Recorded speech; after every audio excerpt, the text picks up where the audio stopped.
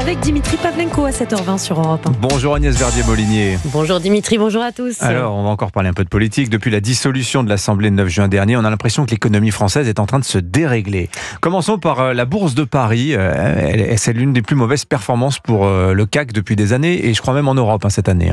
Bah oui Dimitri, le 10 mai dernier, le CAC 40 était à plus de 8200 points. Il est en ce moment à 7400. Nous avons perdu 10%, et ce n'est pas du tout mondial, parce que le DAX allemand a pris 11% en 6 mois. Et aux USA, l'indice Dow Jones enregistre une hausse de 14,2% sur les 6 derniers mois, et même une hausse de plus de 5% depuis l'élection présidentielle. Donc l'indice français est à rebours des autres indices du monde et témoigne, on le voit, de la fébrilité, de l'attentisme, et on sait que c'est lié à la situation politique de la France. Il n'y a pas que sur la bourse que cela se voit d'ailleurs.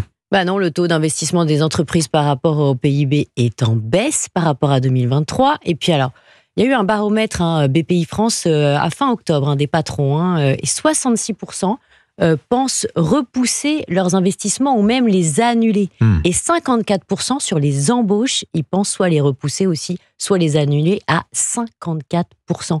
Les ménages sont inquiets. Ils épargnent, leur taux d'épargne continue de monter à plus de 18%, et la consommation des ménages, elle était en repli en octobre. On verra les nouveaux chiffres, mais en octobre, c'était mauvais. Donc il faut désormais s'attendre à quoi ?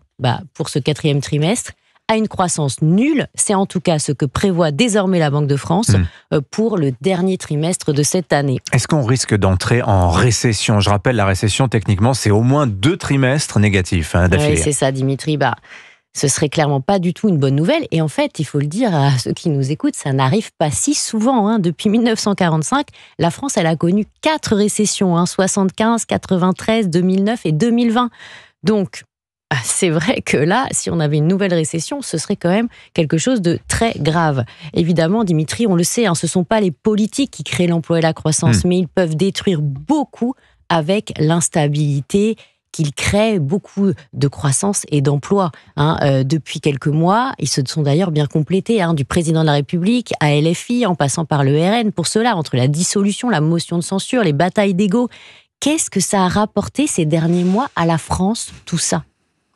Qu'est-ce que ça va rapporter dans les mois qui viennent ? Cette instabilité, ces batailles, ces querelles, qu'est-ce qu'on y gagne, nous ? Plus de chômage, plus de déficit, moins de croissance, plus de fermeture d'usines, plus de délocalisation ? On est là face à une faute politique massive. L'édito éco, merci beaucoup Agnès Verdier-Molinier, signature Merci Europe. Bonne journée à vous.